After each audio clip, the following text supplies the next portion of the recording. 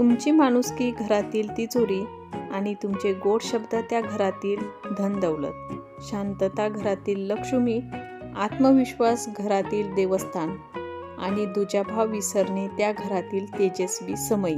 पैसा घराचा पाहुणा आहे, गर्विष्ठपणा घरातील वैरी, अहंकार घराचा सर्वनाश आहे, तर अतिथी घराचे वैभव आहे.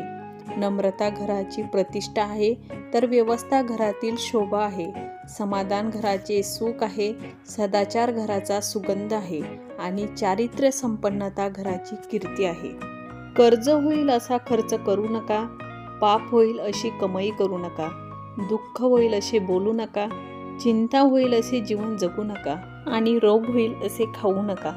जगा इतके की आयुष्य कमी पडेल, हसा इतके की आनंद कमी पडेल, यालाच तर जीवन म्हणतात.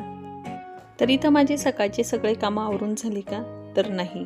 तर आज आहे ना थोडंसं झाडांकडं लक्ष द्यायचं होतं, थोडंसं झाडांच्या सानिध्यात थोडासा वेळ घालवायचा होता. त्यासाठी मी हातात काम घेतलेलं आहे. आपल्याला जे कामं करायला आवडतात किंवा आपल्याला जे कामाची आवड आहे त्या कामांसाठी आपण वेळ काढणं किंवा त्या कामाला वेळ देणं खूप जरुरी असतो, आपल्या आरोग्यासाठी आणि आपल्या आवडीनिवडी जपण्यासाठी सुद्धा. मी तर म्हणजे वेळ काढून हे काम करत असते. माझे घरातले बरेचसे कामं आज बाकी आहे, पण मला हेच काम करायचं होतं. म्हणजे थोडंसं झाडांना खत द्यायचं होतं, झाडांमधली माती थोडीशी उकरायची होती. तर थोडासा तो वेळ जरी आपण घालवला ना तरी आपण दिवसभर एकदम फ्रेश राहतो. तर छान 1-2 कमेंट आल्या होत्या की तुमचं घर एवढं नीटनेटकं का बरं राहतं किंवा तुम्ही घरामध्ये एवढी स्वच्छता ठेवता का? तर हो, म्हणजे स्वच्छता म्हणजे मी दररोजच स्वच्छता करते का? तर नाही. तर मी कधी-कधी काय करत असते, कधी ही रूम आवरत असते, कधी ती रूम आवरत असते, कधी किचन आवरत असते, कधी किचनमधल्या ट्रॉल्या आवरत असते, कधी थोडंसं गॅसच्या ओट्यावरती अस्तव्यस्त झालेलं असलं ते आवरत असते. सगळंच एका दिवशी आवरते का? तर नाही. थोडंसं अधूनमधून ह्या रूमला हात फिरवते. म्हणजे बेडरूममध्ये जर अस्तव्यस्त झालेलं असलं तर ते आवरून घेत असते. म्हणजे बेडरूममध्ये जर आवरायला घेतलं तर मग मी सगळं थोडंसं ते अर्धा पाऊण तासात आवरून घेत असते. अर्धा पाऊण तासामध्ये भरपूर असं आवरलं जातं किंवा भरपूर असे कामं केल्या जातात. असं नाही की तुम्ही 4-4, 5-5 घंटे एकाच रूमला वेळ द्या, तसं नाही. थोडंसं कपाट अस्तव्यस्त झालेलं असलं तर लगेच हातोहात थोडंसं कपाटही आवरून घेत असते. थोडंसं ड्रेसिंग टेबलमध्ये खराब झालेलं असलं म्हणजे वस्तू इकडच्या तिकडं झालेलं असल्या की पटकन लगे हातामध्ये एक कपडा आणि पटकन पुसून घ्यायचं आणि ते वस्तू व्यवस्थित जिथल्या तिथं ठेवायचं. असं म्हणजे मी एक रूम आवरते. कधी हॉलमधलं जर अस्तव्यस्त म्हणजे फर्निचरवरती खूप धूळ झालेली आहे तर पटकन एखादा कपडा घ्यायचा, फर्निचर स्वच्छ करायचं, बऱ्याचशा वस्तू पुसून घ्यायच्या.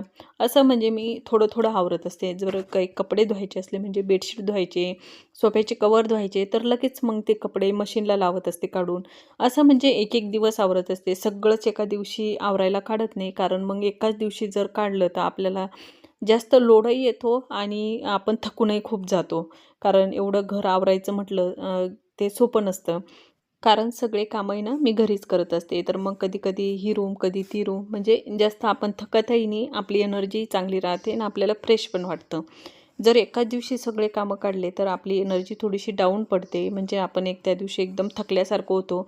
असं नाही करायचं. अधूनमधून थोडं-थोडं आवरत राहायचं. त्याच्यामुळं मग माझं घर स्वच्छही राहते, क्लीनही राहते. ज्या थोड्याफार टिप्स आहे ना, तर ह्याच टिप्स मी फॉलो करते आणि त्याच तुमच्यासोबत शेअर केलेल्या आहे. हाय हॅलो, मी छाया. मी सर्वांचं स्वागत करते परत एका छानशा नवीन व्हिडिओमध्ये आणि आपल्या या मराठी यूट्यूब चॅनलवरती. सर्वप्रथम सगळ्यांना श्री स्वामी समर्थ.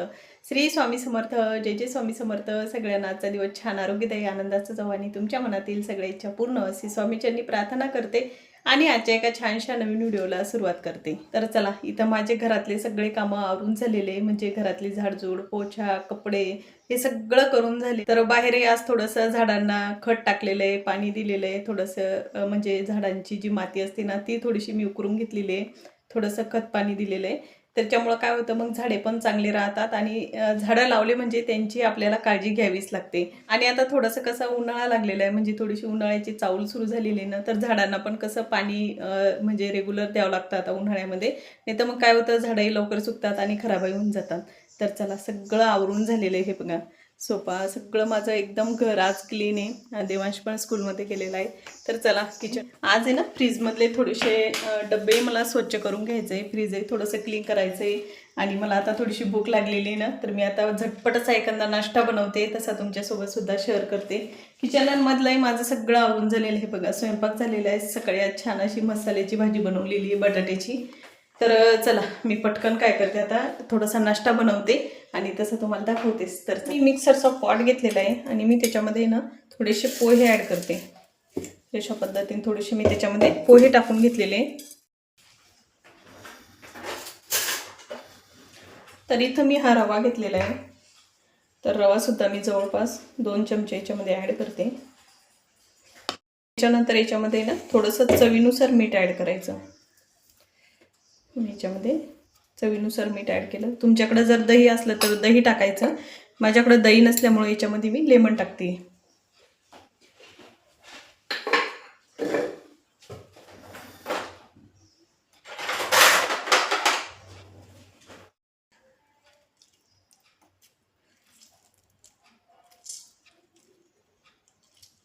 याच्यामध्ये ना मी म्हणजे जवळपास अर्ध लेमन टाकलेलं आहे. याच्यामध्ये थोडंसं पाणी टाकून हे मिक्सरला आपल्याला फिरवून घ्यायचं आहे.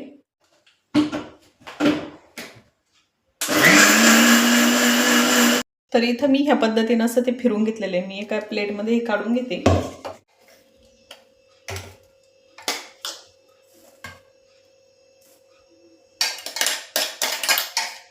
इथं मी गॅस सुरू केला. त्याच्यावरती आपल्याला कढई ठेवायची आहे. कढईमध्ये मी जवळपास 1 ग्लास पाणी ॲड केलेलं आहे. याच्यावरती आपल्याला एक चाळणी ठेवायची आणि याचे छोटे छोटे असे गोळे करून घ्यायचे आणि आपल्याला ते थोडेसे स्टीम करून घ्यायचे. तसं मी तुम्हाला दाखवतेच. इथं मी ब्रशच्या साह्यानं थोडंसं हाताला तेल लावून घेतलेलं आहे, म्हणजे चिपकू नये हाताला म्हणून. तर इथं छोटे छोटे असे गोळे बनवून घ्यायचे. नेमकं रेसिपीचं नावच माहीत नाही, म्हणजे रेसिपी बनवली पण रेसिपीचं नावच माहीत नाही, असं पहिल्यांदा झालेलं आहे. इंस्टाग्रामला ती रेसिपी पाहिली होती आणि थोडंसं डोक्यामध्ये ठेवून ते मी रेसिपी बनवण्याचा प्रयत्न केलेला आहे. पण एक खायलाही ना एकदम भारी झाली होती. इडली कशी लागते सेम त्या पद्धतीची चव आलेली होती. सेम त्या पद्धतीनंच ते खायला लागलेले होते. थोडीशी इडली आपण वाफवून घेतो, म्हणजे ते बॅटर भिजवलं जातं. फक्त हे वेळेवर बनवल्यामुळं थोडीशी चव वेगळी आलेली होती, पण इडलीसारखीच खायला चव लागत होती. तर चला मी आता हे सगळे बनवून घेते आणि बनवून घेतल्याच्या नंतर परत दाखवते.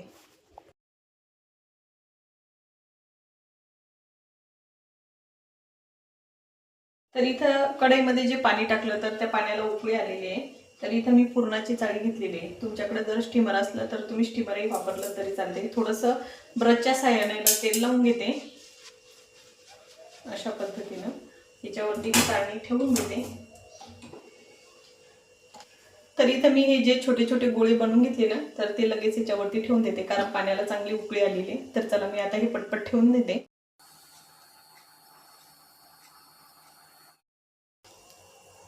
म्हणजे आपल्याला हे 5-7 मिनिटं आहे ना चांगले वाफवून घ्यायचे, म्हणजे त्यातला जो कच्चटपणा आहे किंवा ते कच्चे न राहण्यासाठी ना, कारण हे आपल्याला शेडो फ्राय करून घ्यायचे. आपल्याला तेलामध्ये नाही तळायचे ते. थोडंसं आपल्याला आहे ना थोडंसं तेलामध्ये जिरं मोहरी हे सगळं टाकून थोडंसं त्याला तडका द्यायचा आहे. त्याच्यासाठी आपल्याला हे थोडेसे शिजवून घ्यायचे. तर अशा पद्धतीने मी हे सगळे टाकून घेतलेले आहे.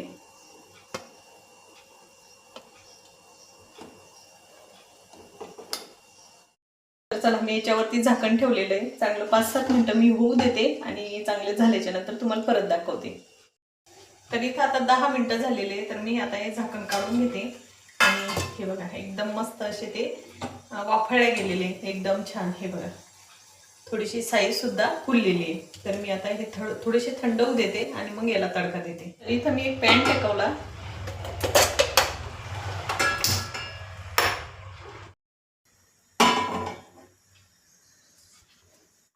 तर इथं मी पॅनमध्ये तेल टाकून घेते थोडंसं. तर तेल गरम झालेले आहे. मी याच्यामध्ये थोडीशी मोहरी टाकते. मोहरी चांगली तडतडू द्यायची. त्याच्यानंतर थोडंसं जिरं ॲड करते.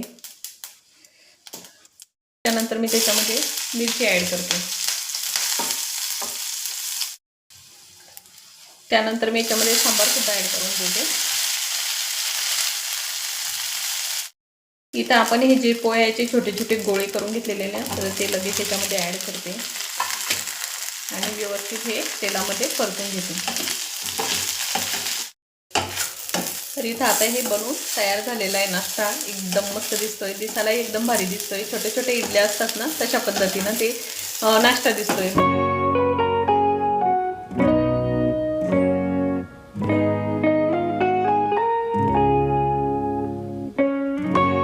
तर चला, इथं माझा हा नाश्ता बनवून तयार झालेला आहे.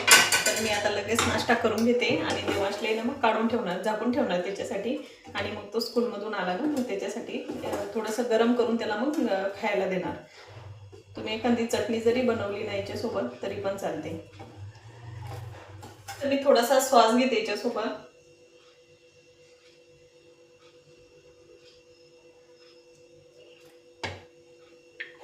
इथं तुम्ही पाहू शकता एकदम भारी असा हा नाश्ता झालेला आहे. तुम्ही नक्की ट्राय करून बघा. चला, मी आता पटकन नाश्ता करते.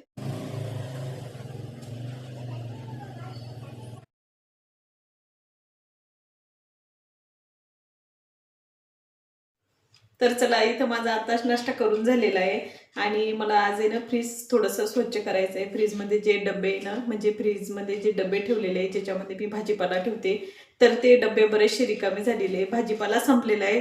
पॉसिबल झालं तर आज भाजीपाला सुद्धा घेऊन येणार. पण म्हटलं आता चला, रिकामच झालेलं आहे ना, तर पूर्ण डबे क्लीन करून घेते. फ्रीजही वरच्यावर थोडंसं पुसून घेते. आणि जे डबे मी ऑनलाईन बोलवलेले ना फ्रीजसाठी, ते एवढे छान आलेले.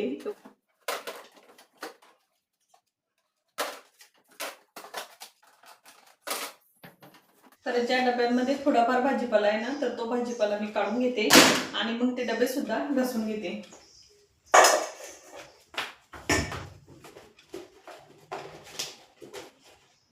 तर ही जी पोपटीवाली हिरवी मिरची असते ना, फिक्कीवाली, तर ती हिरवी मिरची आहे. तर ती मग मी काढून घेतलेली. आणि याच्यामध्ये तिखटवाली जी हिरवी मिरची असते ना, तर ती आहे, तर ती पण काढून घेते.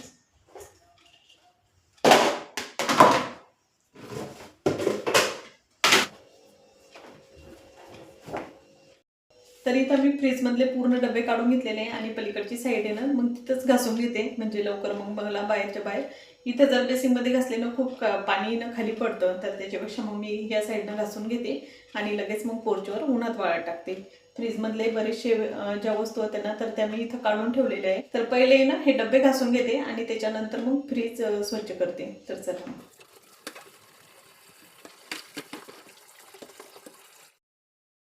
तर इथं मी पूर्ण डबे घासून घेतलेले होते आणि पोर्चवरतीच इथं मी वाळत ठेवलेले होते. एकदम कडक ऊन आलेलं होतं ना पोर्चवरती. आणि डबे घासायला मला काही जास्त वेळ लागला नाही, म्हणजे 15-20 मिनटात माझे डबे घासून झालेले होते. आणि पोर्चवरती तुम्ही पाहू शकता एकदम मस्त असं कडक ऊन पडलेलं होतं. चला, मी आता डबे वाळू देते, तोपर्यंत फ्रीज स्वच्छ करते. तर इथं मी तुम्हाला फ्रीजची कंडिशन दाखवत होते. फ्रीजमध्ये जे बारीक बारीक कण असतात ना, ते खूप सारे पडलेले होते. आणि बऱ्याच ठिकाणी तुम्हाला नेल पेंट पडलेली दिसत असेल, कारण देवांश लहान होता ना, तर ते नेल पेंटचे झाकण काढायचा आणि फ्रीजमध्ये नेल पेंट सांडून ठेवायचं. आता ते डाग तर काही निघत नाही, पण जे निघतात समजा, जे स्वच्छ केले जातात, तर ते मी काढूनच घेणार आहे. तर चला, मी आता सगळं फ्रीजमध्ये ना स्प्रे मारून घेतलेला आहे. फ्रीज स्वच्छ पुसून घेते. तर इथं मी कोपऱ्या कापऱ्यातून सगळीकडून फ्रीजने स्वच्छ करून घेतलेले आहे. जवळपास मला फ्रीज स्वच्छ करायला आहे ना 1 तास लागलेला आहे, कारण खूप दिवस झाले मी फ्रीज स्वच्छच केलं नव्हतं, म्हणजे फ्रीजकडे जरा दुर्लक्ष झालं होतं. तुम्ही पाहू शकता, फ्रीज स्वच्छ केल्यानंतर एकदम चकचक आणि स्वच्छ दिसत होतं. जेवढे डाग काढण्यासारखे होते ते डाग पूर्ण काढून घेतले. तर इथं संध्याकाळी ना देवांचे पप्पा बाजारात गेले होते, तर ते सगळा भाजीपाला घेऊन आलेले. आमचे जेवणं करून झाले, माझं सगळं आवरून झालं आणि इथं टी व्ही समोरच मग मी भाजीपाला निवडायला बसलेली होती. तर तुम्ही इथं पाहिलं असेल, तर मी अर्धा पेपर कट केला, त्याला व्यवस्थित घडी मारली आणि ते घडी केलेला पेपर आहे ना व्यवस्थित डब्यामध्ये फिट केला आणि त्याच्यानंतर ती वरतून जाळी ॲड केली. तर ह्या पद्धतीने पूर्ण डब्यांमध्ये ना मी पेपर टाकून घेतलेला आहे. सगळ्या डब्यांमध्ये व्यवस्थित भाजीपाला ठेवून देत असते, म्हणजे आठवड्याभराचा जो भाजीपाला असतो ना, तो भाजीपाला आहे ना व्यवस्थित पण राहतो आणि आठवड्याभरासाठी टेन्शन पण राहत नाही. तर इथं देवाशने मला खूप मदत केली होती भाजीपाला निवडायसाठी. त्याला असे कामं करायला खूप आवडतात. तुम्ही पाहू शकता, सगळ्या भाज्या मी व्यवस्थित निवडून ठेवलेल्या आहे. इथं तुम्हाला पालक दिसत असेल पेपरवरती, तर मी सहसा कॅरी बॅग म्हणा किंवा पन्नी जी म्हटल्या जाते ना, तर त्याच्यामध्ये भाजीपाला ठेवत नाही, पेपरमध्ये गुंडाळून तरी ठेवत असते. म्हणजे डब्यांमध्ये जर बसलं नाही, तर मग पेपरमध्ये असा रेप करून थोडंसं गुंडाळून व्यवस्थित घडी करून मग ठेवून देत असते.